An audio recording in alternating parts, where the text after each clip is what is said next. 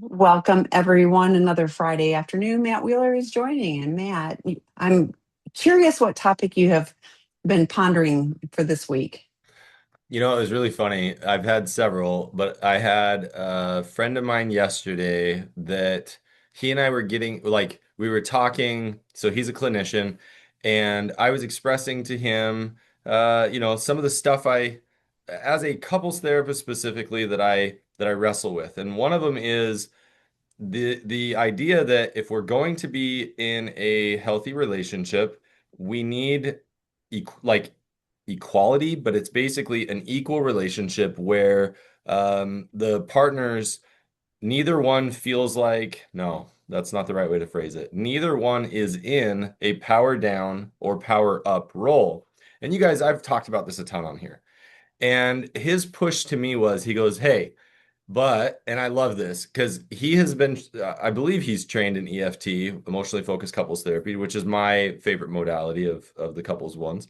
It's the one I use the most. And he was like, hey, one of my issues with EFT therapists is um, how how quickly they want to make every relationship equal. Oh, wow.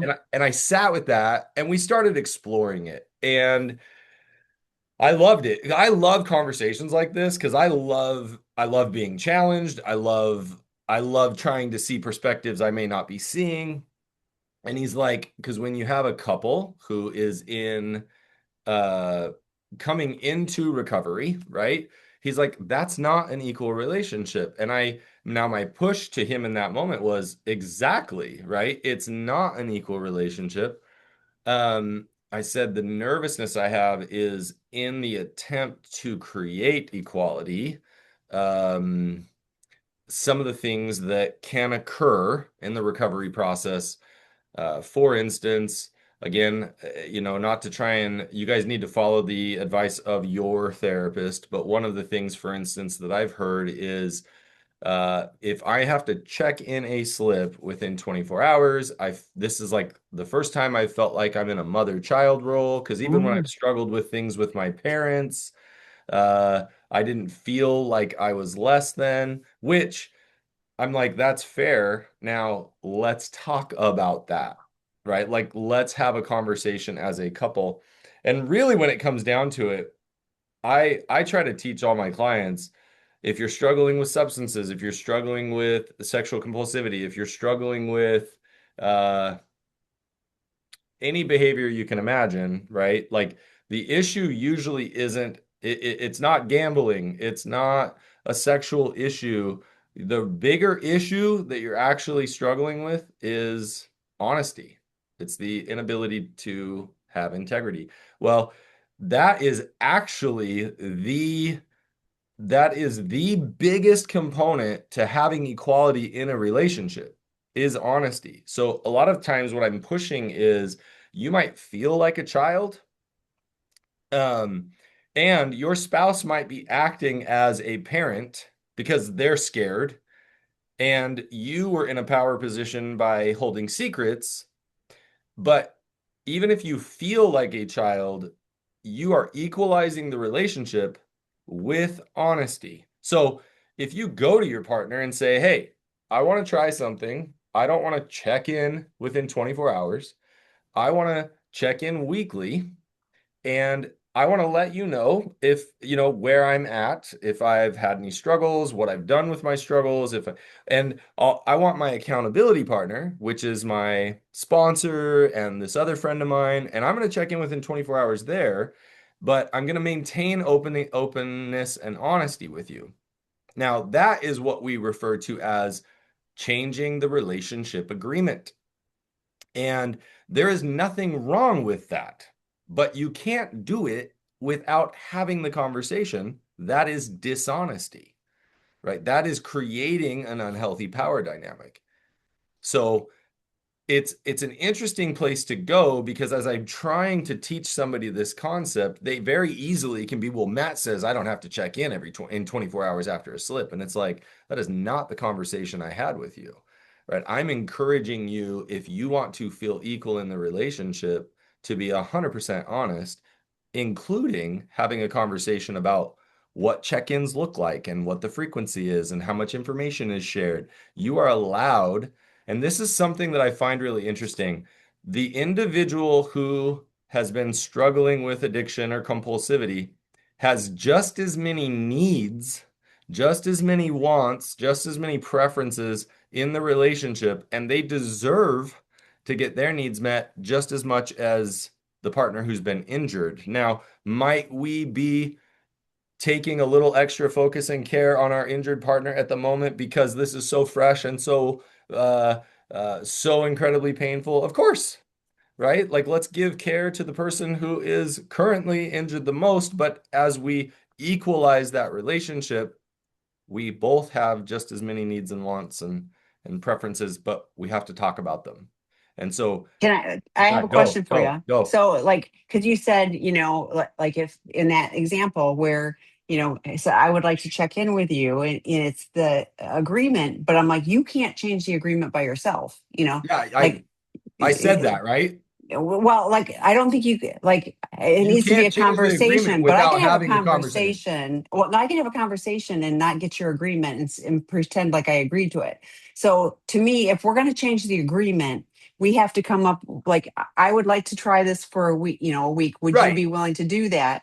Well, how about if we do it every 4 days or whatever, or right, Wednesdays and Saturdays? But then we're having a dialogue and we come up to a mutually agreed upon agreement. right. Saying the conversation out loud Hmm. and saying, and therefore that's the agreement. I'm like, Yes. no, that's not okay, right? That is actually trying not to cuss. That is a crappy move. Um, It's because still control. yeah, Yeah. it's control and it's forcing the power dynamic in your direction. If you feel like a child and the way that you try to equalize the relationship is, or sorry, you feel like a child and the way you try to equalize the relationship is, fine, I'm the one in control and this is how it's going to be. I'm like, no, that is not equalizing the relationship. I have to have a conversation. I need to come to you. I need to process through the fear and the heaviness of, I think this might piss you off. I think this might hurt you or scare you or whatever. And I'm going to have the conversation. Let's talk about it. And as part of that, is essentially, are we good to try this for a week? I am not going to do it without making sure that this is, or 2 weeks or whatever it is, whatever the agreement is, we are confirming, okay, because I don't want to come back and have you feel like I've been lying to you, right? Which not just to create equality, but also to actually build further trust by saying, we need to make sure we both agree because the last thing I want is one more thing for you to think I'm lying to you about. So Yeah. I will not do this until it is so clear that then later, if there is confusion, I can be like, I'm so confused. Let's figure out why there was confusion. So yes, Yes. I love that Yeah. clarity. Thank you. I assumed that's what you were saying, but I was like, abundance of clarity here because, like you, I can go. I know how an addict's mind. Well, we talked about it, so therefore we Yeah, no, agreed. Yeah. So yeah. that is 100% not okay. And I Yeah. love that you pointed out because that nuance, right? What we do is we grab onto, well, Matt said this in the webinar, and I did it just like he told me. And I'm like, okay, you might have done it based on like the black and white way that felt like safest and that you could actually not be accountable for because you're blaming it on me. No, Hmm. 100%. Hmm. Don't, you cannot, there's no, you can't blame. You'd be like, I screwed up. I thought that's what Matt was saying, but I Hmm. see now I blew it. Hmm. Right. Well, and even if you said like, like it could be so right in 99% of relationships, but like you said earlier, you need to talk to your professional. Like, what is Right. going to be right for your Correct. situation, and how is it going to move forward? I don't want to feel like a parent. I don't want to feel like a child. Like, how do Right. we learn to feel like partners in this? If we both are healthy, not, you don't want to feel like you're the parent. I don't want to feel like the child. I don't want to feel like I'm the parent, right? Ultimately, that's the equality we're looking for. Hmm. And as I was talking to this friend, what I was I could appreciate that what he was trying to share is sometimes that trying to make it equal too quickly, right? Because when we're in the middle of repair, and I say in the middle, repair is a continuing, ongoing Yeah. Yeah. experience. But when we're in the middle of repair, there are moments where it's like, you know what? I'm going to pull back on what my needs are at the moment. I'm going to tend to you. And then, hey, I've been tending to you. I want to make sure you feel safe. I would like to talk about some things that might be a little scary, but I would like to not feel like I'm in a child role. I don't want to feel like you're in the parent role. Even if you aren't feeling it, can we have some difficult conversations? So the learning that our goal is to come to a place of equality, even if that takes a bit of time, is very important.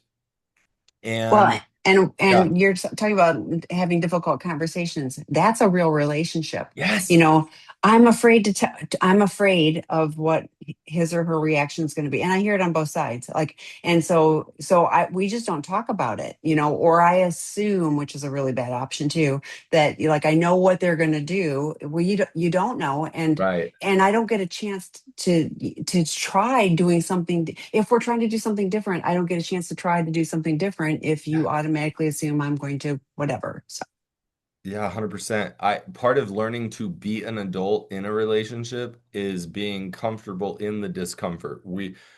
Why I lied about all my compulsive behaviors, why I lied about all of this is because, and it's really interesting because one of the things I hear the most is like, well, I was trying to protect them. Well, yeah, yeah, actually, you were. Like, yeah, the truth is, you really were. However, your intentions aren't going to heal the injury that trying to protect them created, right? And so, but that's what being an adult in a relationship is that I don't need to protect you without your consent or without you agreeing to the way in which I protect you. I've worked with clients who have changed their relational agreement where they've made agreements about sexuality outside of their coupleship and and basically said, "Hey, here's the rules around it, and we're not going to talk about it because we don't want the details." And it's like, well, then in that moment, that's the agreement. I'm not going out and doing it behind your back and lying about it,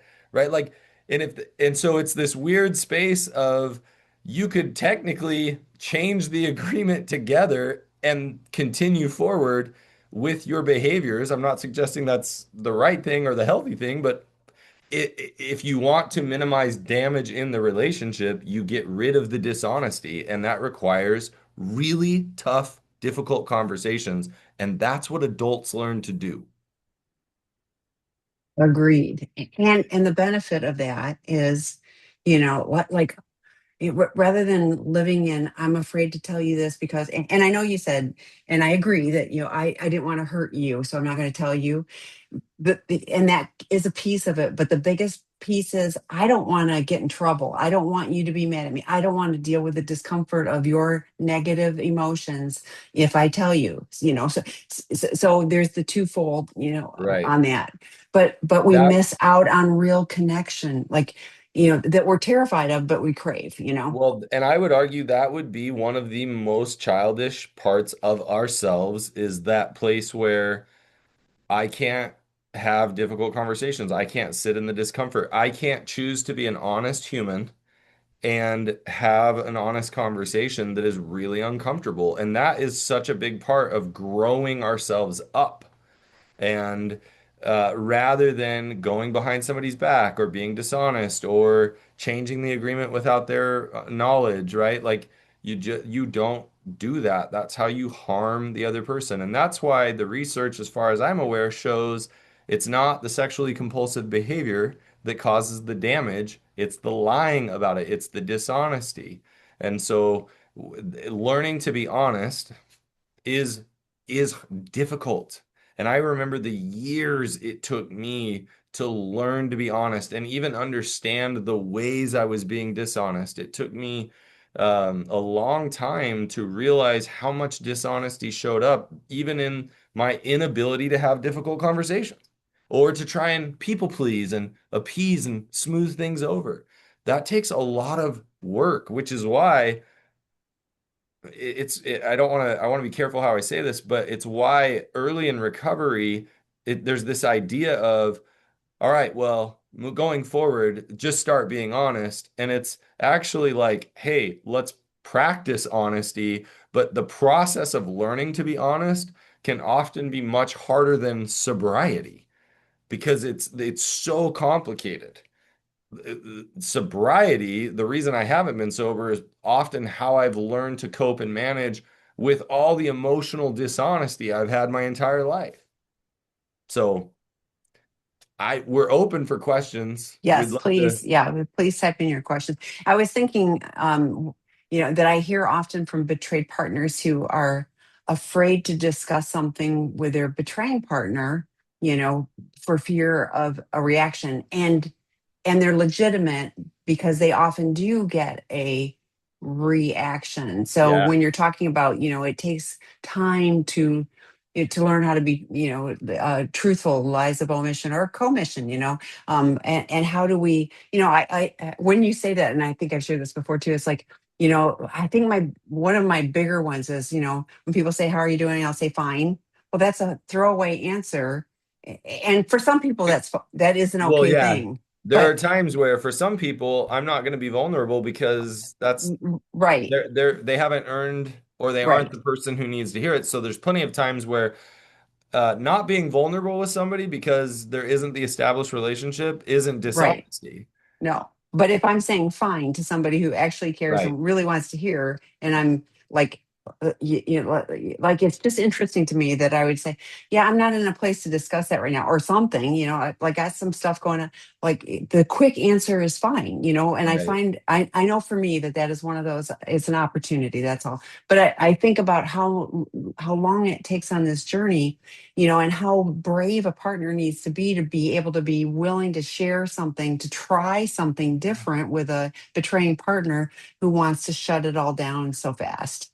Yeah, and it's interesting because you were talking about a hurt partner not wanting to like they're managing the emotions of the partner who did the betraying. Betraying. Uh-huh.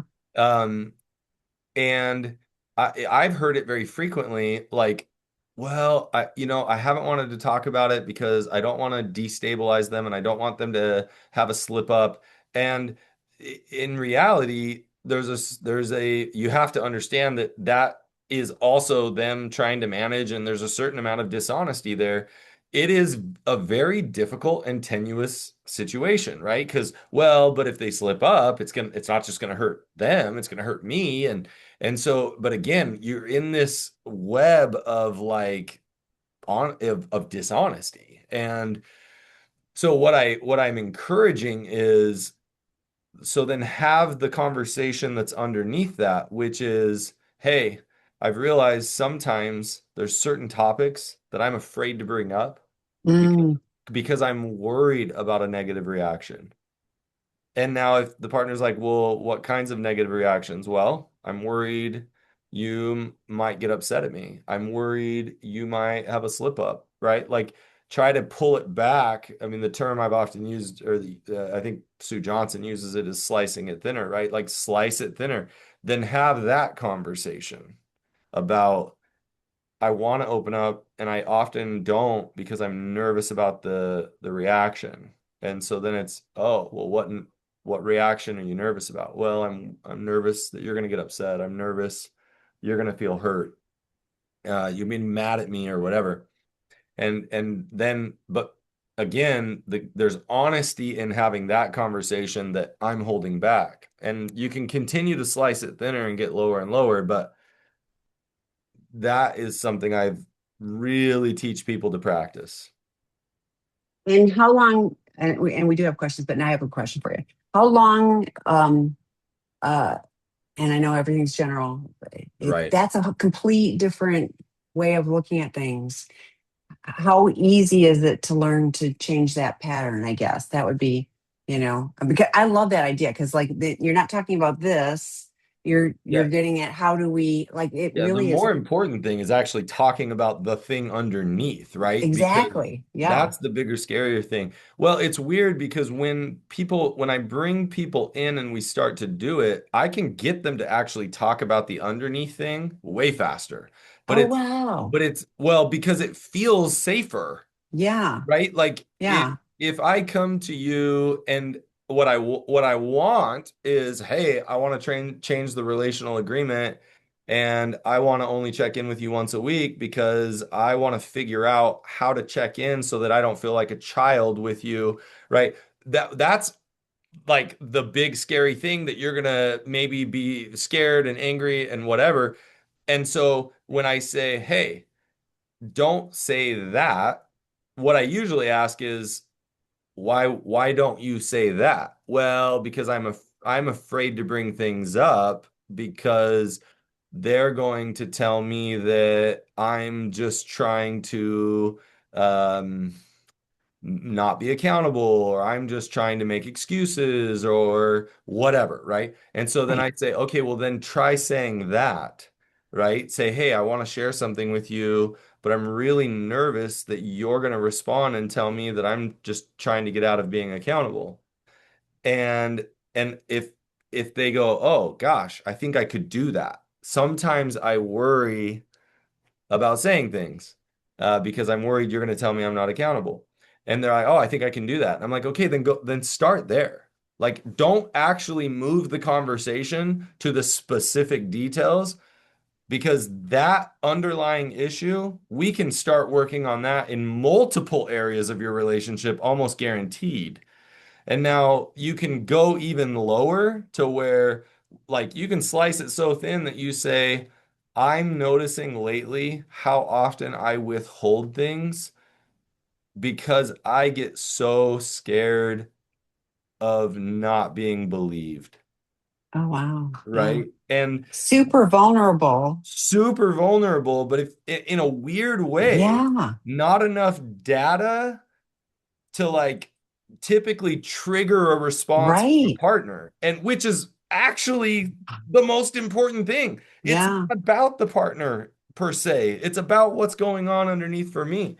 And so it's weird because as I teach people to slice it thinner and get down to the underneath stuff, it's actually the more vulnerable thing, but it feels way safer in Yeah. part because you're removing the other person from it, which is the mistake we've all learned in our culture is we don't know how to talk about ourselves without talking about the other person. Right. I come to you and I'm like, well, Tammy, I'd be more open with you if you could create a safe space. When, Yeah. again, I don't know how to talk about, hey, Tammy, I've been noticing how hard it is for me to open up to you because I'm judging that the space is unsafe. Right. I don't know. Most of us don't know how to talk about ourselves in relation to another person. We talk about their behavior. And Yes. And then it's I feel blamed and I'm going, why you got, yeah, yeah, yeah, yeah. and Reaction. So yeah. I may not even be trying to blame you. Right. I don't know how else to vocalize it. Yeah. Yeah. It's Versus I'd be go like, can you tell me more about that? What are you picking up on? You know, and I realize I'm not in a chaotic crisis right, or anything like that. So right. so I have the ability to think through some Well, things, but it's hard, right. I wouldn't have the actual fear with you. One, because Yeah. we've spent enough time talking to Yeah, each other, but exactly. also I know how much therapy you and I have both done. So it's like, Exactly. right? But that's what trust and safety in a relationship looks like. Yeah. But I get that this takes time. How long? What I try and teach my couples is do your darndest to just focus on how much you can do as quickly as you can do it. And Mm, let's see how the relationship can change by yeah. not focusing on what our other partner is or isn't doing. Just try and it's amazing how much better that feels, but it's hard. Yeah. Yeah. Well, it's new patterns. So, okay. First question. I feel for a while that partner don't feel real regret for the trauma pain he caused. I see this in behavior, words, and in my intuition. I don't know how it is to feel safe and secure, but I feel neglected by him but feel like a nag. I just don't feel emotional supported. He just withdraws and then takes my distance too. Do I see this right? What is a good option for me? I feel like he acts a lot and not genuine. Yeah. Mm. So it's actually a really normal experience for especially a partner who's been hurt to long for their partner who hurt them to come and make the repair. That would be a very normal thing that any of us would long for and want. Um, the mistake I think a lot of us make is that over time we think that the only way we can get healed from our injury is if the person who injured us is the one who comes and heals it. And although that is a beautiful and wonderful, I don't want to call it fantasy. I mean, sometimes it is a fantasy. Sometimes, um, it is a healthy longing, but whether or not it's realistic. So one, I would definitely say, um, you deserve to feel safe and secure. You deserve to not be neglected. And as far as like feeling like a nag, well, when you have a person who has been, let's say, using an addiction or something to cope, often that can be a person who is typically avoidant. And so, as they learn to no longer use their coping mechanisms, which is a tool of avoidance, right? Not only are they avoiding hurt and pain and all this stuff within themselves by using the behavior or the substance or whatever, they are also avoiding their partner, they're avoiding their kids. And does that mean that they're doing it intentionally? It's like this is just how life works for them. So, it would be a normal experience for them to be like, cool, I'm maybe I'm sober or whatever, but I still don't know how to lean in and work through all this discomfort. And so what you're experiencing is fairly, I mean, I would say, yes, it's normal. Do you see it right? Well, I don't know. It sounds normal to me. I don't know I don't know anything about him. I don't know what he is or isn't doing or what his intentions are.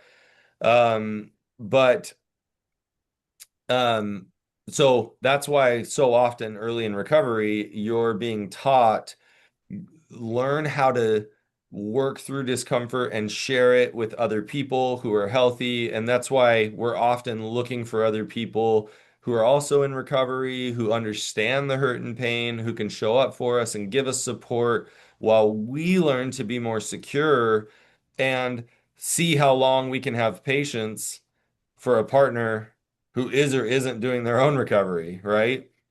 Um, you say you don't feel emotionally supported and he just withdraws, and then I take my distance too. And you're asking, is that a good option? Um, I mean, how do I say this? It's a normal option because we don't when we try to get vulnerable and we get hurt, there's only I mean, I'll just say there's only so much hurt we can continue to take. And so for me to say, "Hey, you shouldn't take your distance," that's a little bit dangerous because I'm like, "No, you need to keep getting vulnerable and get in there and get yourself hurt." I'm like, "No, I'm not suggesting that, but you do have to figure out is there a way that I can continue to express my longing? So, hey, it would appear that you're withdrawing. I'm still looking for emotional connection. If you're open to trying, I would love that. And that might be as vulnerable as I can get. And if he's irritated and frustrated, can I continue to repeat that? Hey, I sure hope eventually we can get emotional connection. I hope eventually we can emotionally support each other. If you could even just keep saying that, that's a vulnerable thing that you could share. And ultimately, you have to decide how long can you manage that? It's interesting you say he acts a lot. So it sounds like he's maybe faking. It's always hard when I hear like, oh, he's just acting. Sometimes he's practicing tools and he's just super clumsy at it. So it feels fake. And it's like, well, keep doing it, dude, because you're just clumsy, you're bad at it, you don't know how to do empathy. It might sound inauthentic, but just the effort, you keep that effort up until it becomes more natural. And that isn't, I mean, is that someone acting? Sure. I would call it practicing, right? Not, they're not faking, they're practicing, trying to learn the skill set. And anybody can learn the skill set of empathy. Um, Technically, even if they don't feel it inside, they can still learn it, practice it, and it be at least somewhat effective in a relationship. Um, so it's tough because if I'm you, I'm going to try and figure out how vulnerable can I be that minimizes my injury as much as possible. How can I build up trust the best I can? And at the same time, where can I get the support while I'm waiting, hoping that my spouse continues to practice and things actually improve? And either I get to a point at some point where I'm like, hey, I've given it everything I know how. I now feel at peace to move on, or I come to acceptance and go, I'm gonna just love my spouse where they're at, and I hope one day they figure it out, or they end up actually making change, right? There's several options there, and I don't know that any one of those is wrong. For each person, it's going to be a little different, depending on circumstances, depending on whatever else. I hope that answered your question. It's a lot of food for thought. In recovery, we talk about act our way into good living. We have to learn. I say it, so many times a week on webinars. It's about what our actions are. We learn to take, to act in integrity. To act in an estimable way. That's how we learn to shift our behaviors. The, you know, a couple things on this.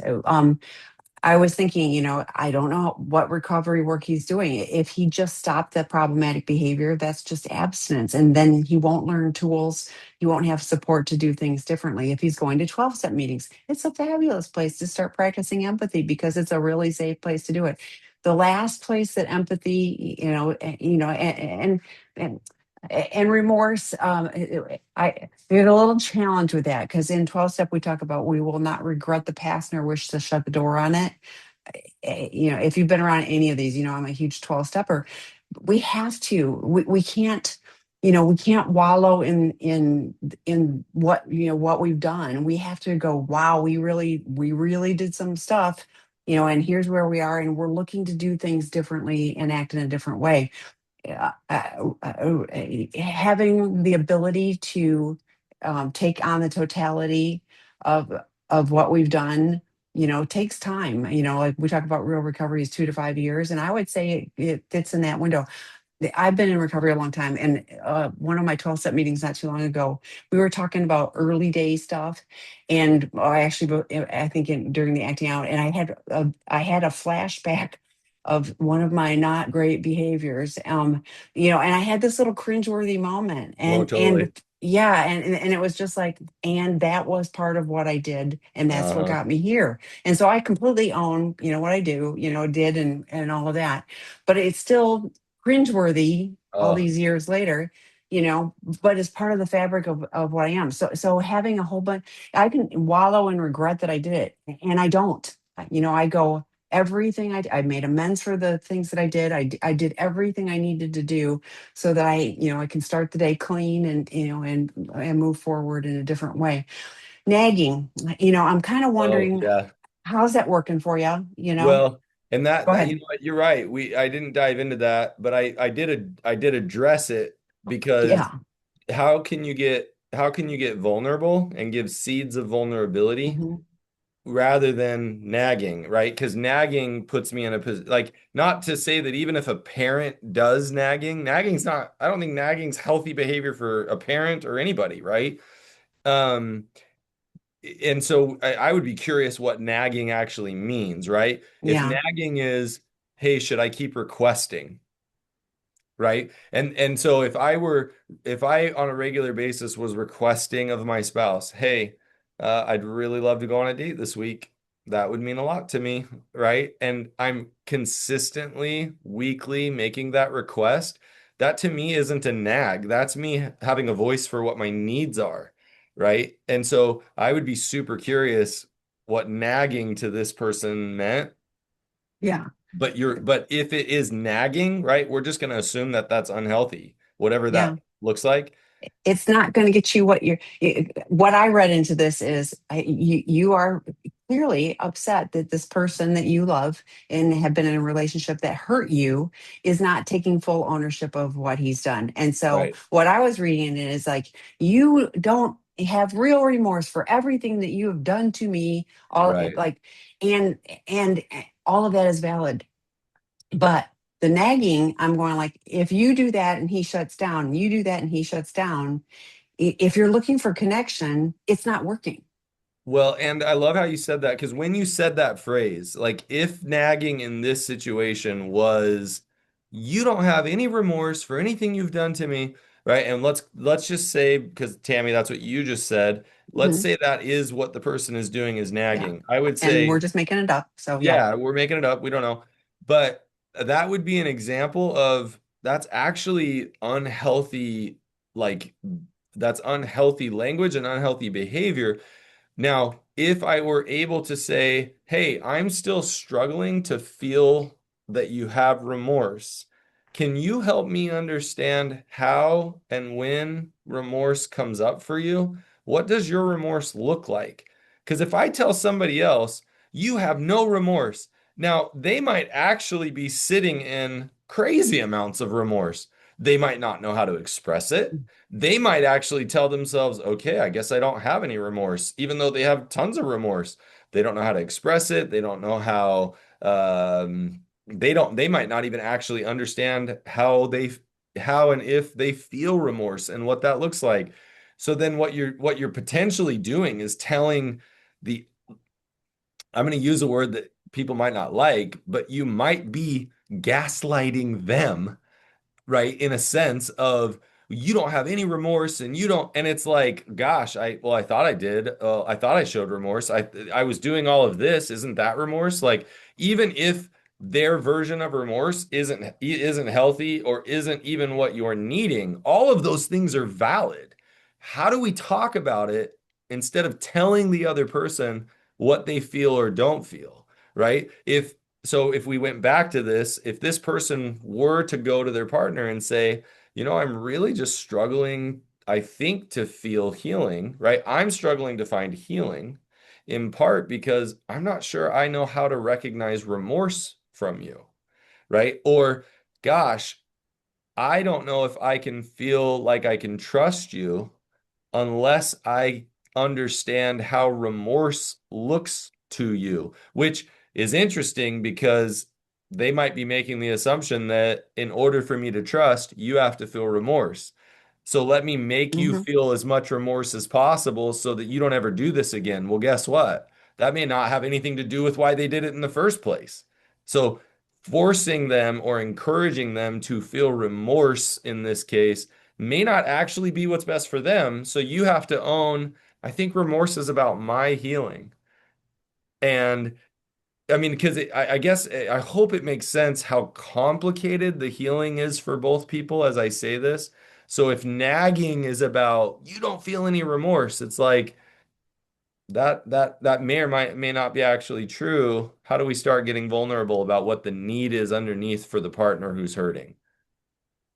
And if you're looking for somebody else's actions to make you feel okay, and you're looking from an addict partner, like that's a precarious, Right. that's just precarious. Like, I know lots of partners who have found healing regardless of what he has done or, or is doing or not doing. Like your healing, Oh, and the other way it is around. can be so, like you can work on that even if they stay in active addiction or they stop acting out, but they stay like this, like Well, you can still move forward. yeah, and I've had let's say a sexually compulsive partner who's like, well, shoot, I wouldn't struggle still at this point if my betrayed partner wasn't so crazy, and I'm like, no, Yeah. Yeah. like, again, we cannot blame the other person for our lack of healing. We cannot blame the other person for our lack of honesty. We cannot blame them for our own. If we don't grow, that's on us. And that's, again, we can talk about how painful it is Yeah. that they act the way they are or that they continue the behaviors that they do. And I'm still coping in an unhealthy way, but that's now me being accountable. Yeah. Yeah. And as soon as I'm accountable for it, guess what? I can get help and support Yeah. to get unstuck. I don't have to stay stuck. So okay, the next one. I'm a betrayed partner, and my husband revealed a gift from his affair partner 2 weeks ago. We are 2 years post D-Day. How am I supposed to believe anything he says now after I repeatedly asked him for 2 years if there were other gifts he hadn't disclosed? His default response is that he didn't think about it. The gift was sitting in plain sight for 2 years. Oh, Yeah. So it took me a second as you were reading it. At first, I don't know why my brain was like, he just got a gift 2 weeks ago. And then it was like, oh, as part of me trying to create transparency, I'm asking, tell me what things are gifts from an affair partner and what things aren't. And there's been a gift sitting in plain sight for 2 years that only now got disclosed. And so first of all, his default response that he didn't think about it is definitely going to land as a really crappy response. Like it's going to be super like there's not enough accountability in that, right? So if he's listening, and for any of you others who are listening, a better response is would be something like this. And notice what I'm doing. It would be something like, oh my gosh, you know what? You are right. I understand why that would be so painful for you. Now, that's only if it's true. Or I might say, hey, I'm super confused. I haven't been hiding the gift. Help me understand what's so painful. At which point you might say, well, how long have you realized that this was one of the gifts? Because that's what's painful, right? Like the story I'm telling myself is that you've known the whole time that this is a gift and it's sitting here and you withheld it from me. And so at that point he's like, "Okay, if I'm understanding, right? And this might seem like this is way too idealistic, but the truth is this is where our conversations need to learn to go, which is because why I say this is there is no way any of you can have enough conversations that there is a day in which we stop and go, there aren't going to be any more surprises, right? And so, what I'm trying to do is teach you guys that surprises are going to happen. And so if you're saying, how can I ever trust him if he hasn't disclosed everything and there is a surprise? I hate to tell you, these are the gifts that keep giving. These are the sucky gifts that keep giving. There are always going to be surprises. It is not necessarily, yes, it might be true that he wasn't thinking about it, right? That might actually be true. And which I would also have a conversation of, hey, I'm curious. Were you not thinking about it because it's something you actively avoid? Are you trying not to think about things?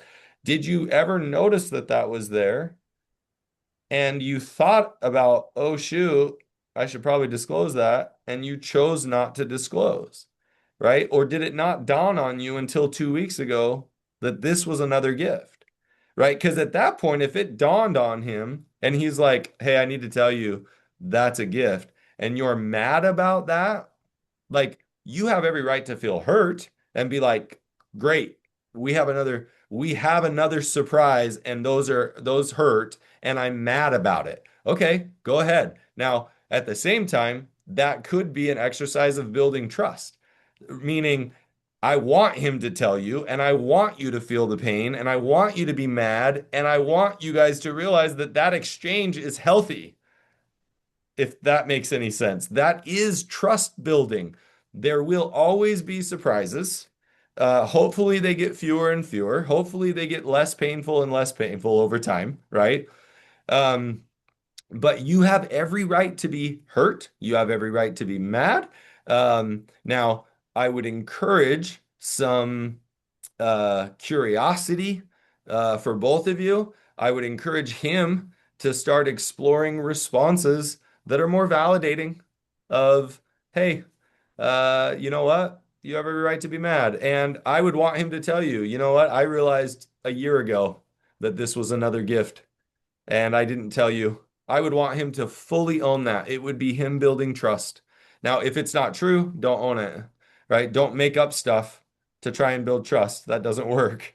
Um, but um, so I guess what I'm trying to throw out here is your pain is totally valid. How are you supposed to believe anything he says? Well, over time, the hope is you guys are able to navigate surprises better and better, and that he's able to do repair better and better. If he sticks to his default repair of, I guess I just didn't think about it, then to be honest, that's not going to be very repairing. And so I don't know that you'll be able to trust. And again, I'm more concerned about his default response. I do have some curiosity about how it happened. We don't need to go into it here, but if you aren't getting comfortable to some degree that surprises are going to happen, new memories are going to surface, and that he's going to disclose, we're going to find stuff out over time. And in it, if he's intentionally withholding it, that's not okay. But um, if it's coming up as a natural part of surprises that are being remembered or discovered or whatever else. Or, well, I guess I didn't think about it until you asked the question. I don't like that response either, but if he were to say that, I didn't think about it till you asked, but you're right. You needed to know, and I can appreciate why you feel like you can't trust me. I'm glad you're telling me you're hurt and angry. Please keep telling me about your pain. So the partner who did the hurting, if you aren't listening really good to what I'm saying, go back and rewatch this because you want to validate the pain. You don't want to make any excuses, and you want to uh, talk about how I'm gonna continue to try and be as honest as I can. And if I remember something, I'm gonna share it, even if it hurts you.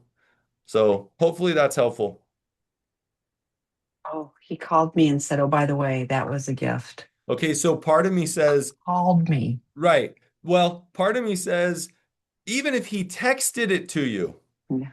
like what I'm going to say is let's honor that that was disclosure, truthfully, right?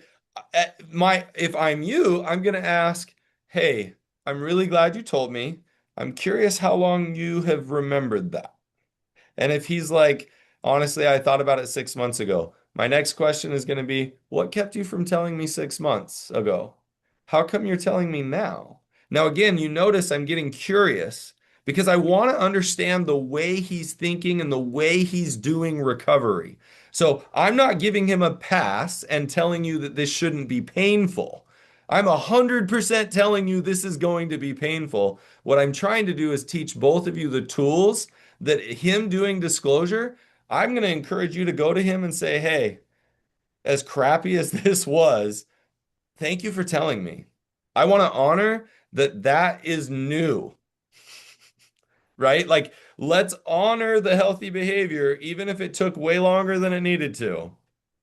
Does that make sense? I hope that makes It sense. does, but I'm still blown away by the call and the Hey, offhanded. Oh, by the I, way, no, no, no. so I guess all of what you said, and I then am, I but am I would not set the just door for.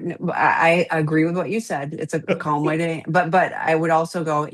I'm going to presume that there's going to be more, and I'm going to invite that in the future that we that you don't call or text, that we have a conversation, and that you share it with me unless in person. unless you were fine with the call, unless you were fine with the text. But I Mhm. am a I hundred guess percent. that's true. I was putting an I, assumption on me, so I thank know. you. Thank you, I'm a Matt. 100% in agreement with you that if I now learned, hey, can we do that in person next time? Now, if his response, and here's another thing that I would suggest, hey, is it harder to do that in person? Because if it's harder to do it in person, for now, I'll take a phone call. Like, Okay. And for fair. now, Yeah. I'll Yeah. take a text. Do Yeah. we want to get to the point where you can do that in person? Please, 100%.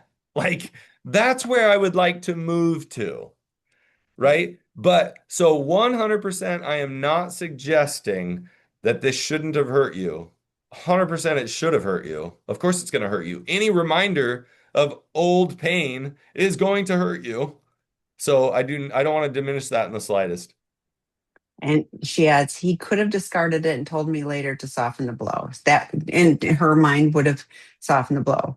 Yeah. Yeah, and And here's what's I interesting. was like going like, and I would be annoyed that he did still that he did so like that just Well, tells you why it really needs to be what is going to be truthful for you.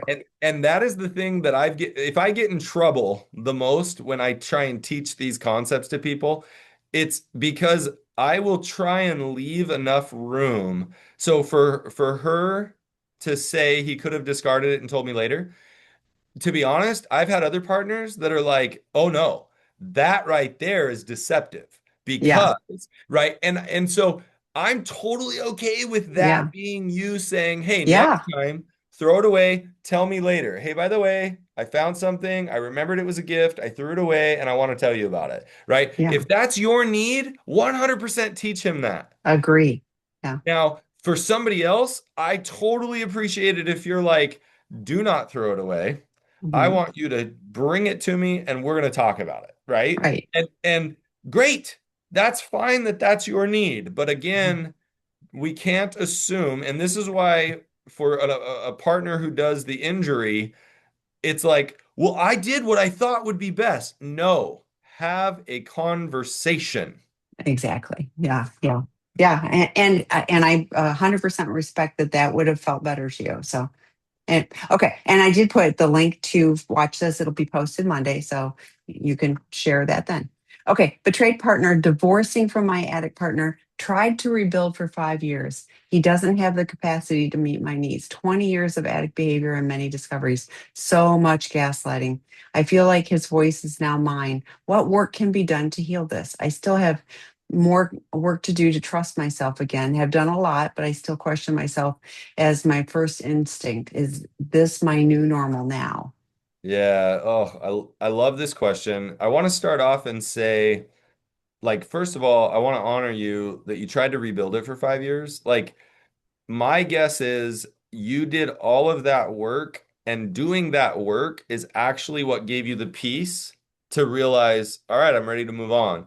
And so let me just first say that is you having a voice. Now, my assumption is he didn't spring divorce papers on you, that you were the one that went ahead and went forward with it. Now, maybe he did spring divorce papers on you and you're trying to move forward. Whatever it is, let's just honor that there was 5 years of trying to make it work, and that most likely was what you needed to find peace. Somebody else doesn't need 5 years. Somebody else might take 20. I mean, whatever it might be. And so part of me wonders if you moving forward with the divorce is you learning to have a voice. Um, the idea of he doesn't have the capacity to meet my needs, that's great. Like, as strange as that sounds, I think that's wonderful. It's whatever he's got going on, it's not going to meet my needs. I'm going to move on, even if it means I'm going to be alone, because I'm going to better be able to meet my needs in life, not being in that relationship. And so, good job. Um, I'm not entirely sure how you're defining.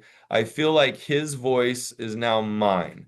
My assumption is because you go on and you basically are saying it sounds like you're struggling to trust your instinct. You're struggling to figure out what your inner voice is. Um, and you know what? I guess when you said so much gaslighting, then that actually makes so much more sense. So I had to piece this together. So one of the things that I might encourage a client to do is first off, just start recognizing, and you might start with just a real simple mantra of um, I can trust my instinct. And if you're not ready for that one, I am learning to trust my instinct. And if you're not ready for that one, I want to learn to trust my instinct. I deserve to learn to trust my instincts.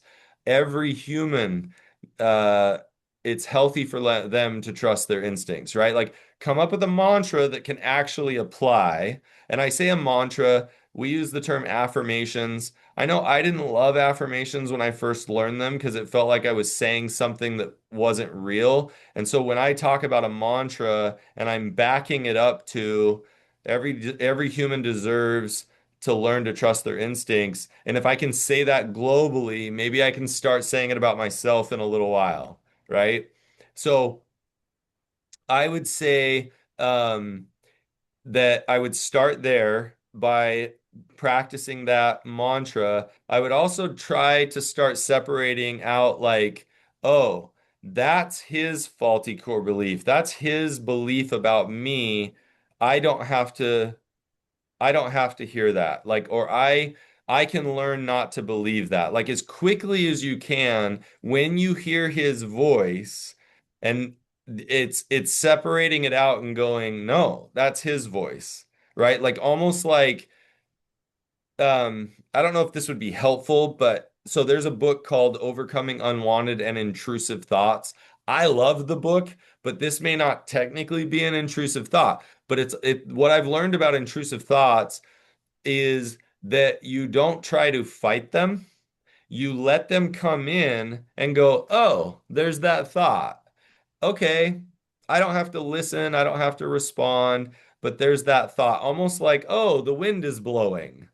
Oh, okay, I can feel the wind. And so it's that same thing. It's like, oh, I can hear his voice. Huh. Yep, I heard his voice for a long time. And then I'm switching it to, I can actually learn to trust my own instinct. And so I'm practicing, instead of being angry that his voice is there, I'm actually kind of accepting it, but not accepting the message. I'm accepting that it's there and I can let it go. And so I'm learning to replace it, and I'm learning. I might even practice saying, oh, yeah, well, no wonder why I believed that for so long. I heard this, this, and this. Gosh, that was really painful to hear those things. Those aren't true. Now, so it's very similar. Hopefully, it makes sense, kind of the structure I'm giving you on how to practice that. The way I often look at it, very similar to shame. What makes shame go away is transparency. So I might start checking in with friends. Hey, I had, 45 intrusive thoughts come into my head today that were his voice, and I just want to be open about it, right? Or I might call a friend and be like, hey, I'm hearing his voice in my head. I'm having the hardest time letting it go out.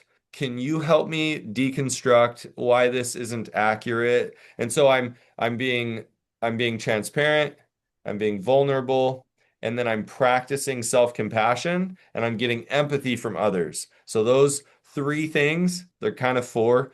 Those three things are how I'm going to focus on changing it.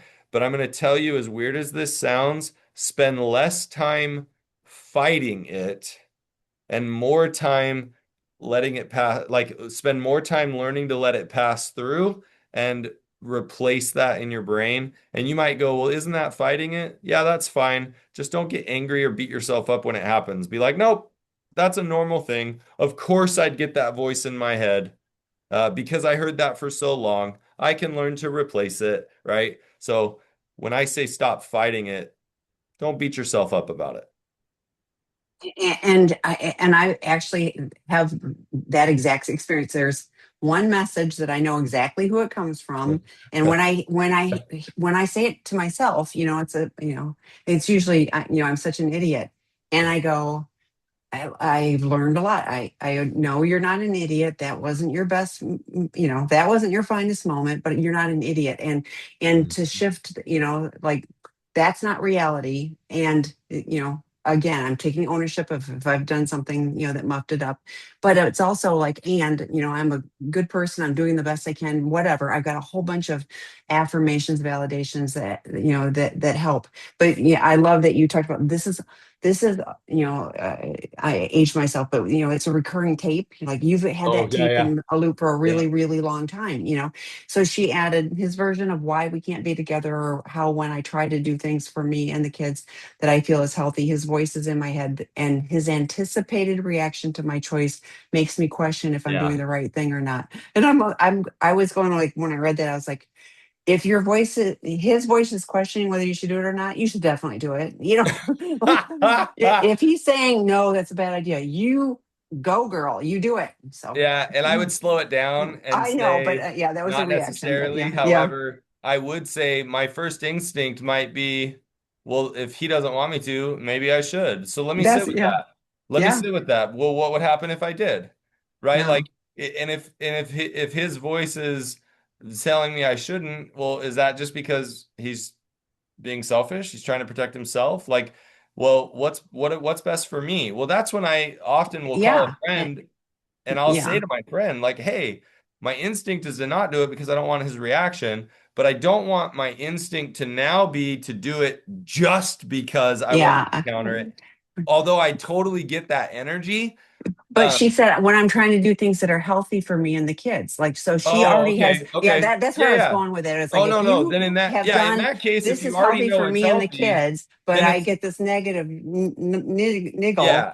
I'd If be going like, you override, override. if you know it's healthy for you and the kids, then yes, you need to trust your instinct and move forward. And if you Yeah, find out that it isn't, then you own it and you repair, right? exactly. Whether Yeah, with you and the kids or yeah, whatever. But yeah, yeah, gosh, that okay, that makes sense. yeah. Yeah, I like that. Okay. All right, we're out of time. Thank you all for the questions. We really, really welcome them. And thanks, Matt. It was great to see you. And I'll see you in a few weeks. Yep. See you guys. Bye, everyone.